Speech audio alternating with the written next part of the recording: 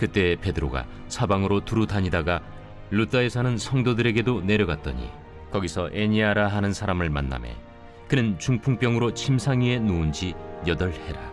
베드로가 이르되 애니야야, 예수 그리스도께서 너를 낫게 하시니 일어나 내 자리를 정돈하라.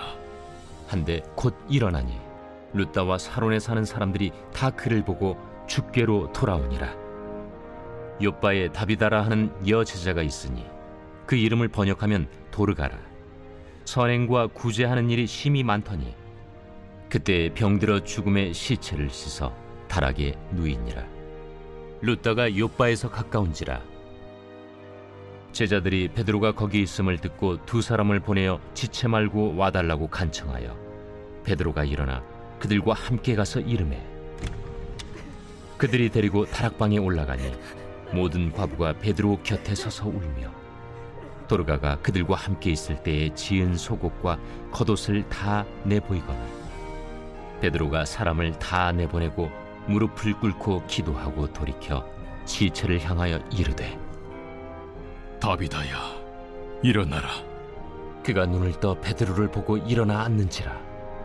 베드로가 손을 내밀어 일으키고 성도들과 과부들을 불러들여 그가 살아난 것을 보이니 온 요빠 사람이 알고 많은 사람이 주를 믿더라. 베드로가 요빠에 여러 날 있어 시몬이라 하는 무두장이의 집에서 머무니라.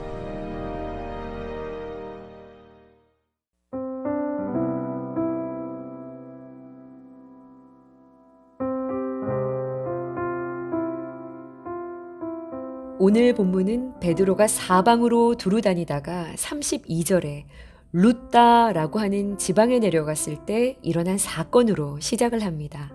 또 36절에서 요빠라고 하는 지역에서 일어난 사건도 함께 기록을 하고 있죠. 이 루다와 요빠라고 하는 지역은요, 유대 땅 경계선의 끝자락에 있는 동네를 말하는 겁니다. 이제 이 경계를 넘으면 이방 땅이 시작되는 겁니다. 오늘 이 동네에서 일어난 이 사건을 왜 주목할 수밖에 없었는지, 여러분, 교회를 교회되게 하는 교회의 본질적인 사명에 주목하시며 오늘의 말씀을 묵상하시기를 바랍니다. 이런 말씀을 먼저 드리는 것은요, 오늘 참으로 놀라운 사건이 등장하기 때문입니다. 그 2가지 사건이 무엇인가요? 한 가지는 애니야라고 하는 여인에게 일어난 기적의 사건이고요. 또 하나는 도르가라고 하는 여인에게 일어난 기적의 사건입니다. 먼저 루다에 살았던 애니야는요, 33절을 보시면 중풍에 걸려 8년 동안을 침상에 누워 살아가고 있던 여인입니다. 절망과 고통에 갇혀 살아도 사는 것 같지 않게 살아가고 있었다는 겁니다. 그런 그녀에게 베드로가 말씀하지요. 애니야야, 예수 그리스도께서 너를 낫게 하시니 일어나 내 자리를 정돈하라. 놀랍게도요, 애니야는 곧 일어납니다. 자, 요빠에 살던 도르가에게 일어난 사건은요, 더욱 기가 막힙니다. 그는 확실한 제자였다고 성경은 기록하고 있죠. 그 제자됨의 증거를 이렇게 말합니다. 도르가는 선행과 구제하는 일이 심히 많더니, 선행과 구제하는 일이 심히 많은 이들을 보셨나요? 끝까지 가는 자가 찐 예수 제자입니다. 이 도르가가 죽기까지 선행과 구제에 힘을 썼던 여인이었는데요. 병이 들어 죽음을 맞이하게 된 것이죠. 그 구제와 선행하는 일이 얼마나 진실했든지 그녀의 죽음에 온 동네가 큰 슬픔에 잠기게 되었죠. 그들은 베드로가 근처에 있다는 소식을 듣고 베드로를 모셔옵니다. 도착한 베드로는요, 무릎을 꿇고 도르가의 시신 앞에서 기도한 후에 선포하죠. 도르가야, 일어나라. 이 말씀과 함께 죽었던 도르가가 눈을 뜨고 일어나 앉는 겁니다. 와, 말도 안 돼. 죽은 자가 살아나다니. 믿기지 않아. 누군가에게는 멀게 혹은 허망하게 들려질 법도 한 이런 기적의 사건을 마주할 때 놀랍다. 우리도 이런 기적을 주십시오. 정말 이렇게 기적이 일어나기를 갈망하거나 아예 믿지를 못해서 고개를 절레절레 하거나 하는 그런 일들이 일어나는 것 같은데요. 실은 오늘 본문이 이야기하고자 하는 포인트는요. 이 기적의 이야기를 뛰어넘는 말씀의 성취에 있습니다. 여러분이 이야기의 끝을 보세요. 애니야의 기적 끝에 무엇이 있나요?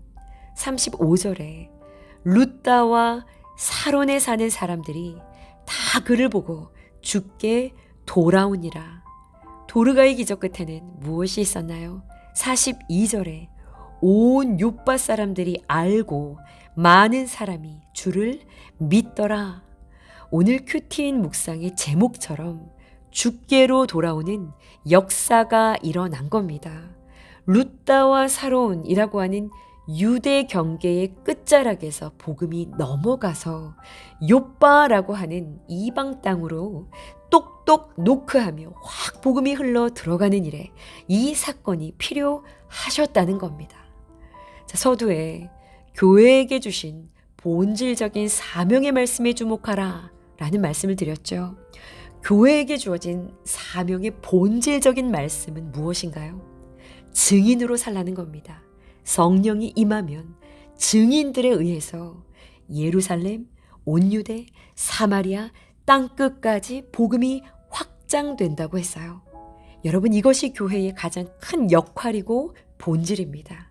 오늘 유대 땅에서 이방으로 넘어가는 이 길목에서 일어난 기적의 사건들은 첫째는 예루살렘, 온 유대, 사마리아, 땅끝까지 이르러 내 복음이 증인들에 의해서 확장되어져 갈 것이다 하셨던 이 말씀이 성취되기 위해 일어난 사건이라는 것이죠.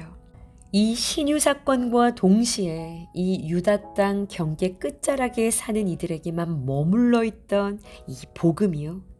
유대 땅의 경계를 넘어 이방으로 흘러가고 있음을 보여주는 겁니다. 또 하나 주목해서 생각해 볼 것은요. 이 복음의 확장을 위해서 한 여인 애니야는 중풍병에 걸려 8년이라는 시간을 고통 가운데 침상을 벗어나질 못하는 처절한 삶과 씨름하듯 살아내어야 했고요. 한 여인 도르가는 죽음의 선상을 지나가야만 했다는 겁니다. 이들은 동일하게 복음을 위해서 일어나라!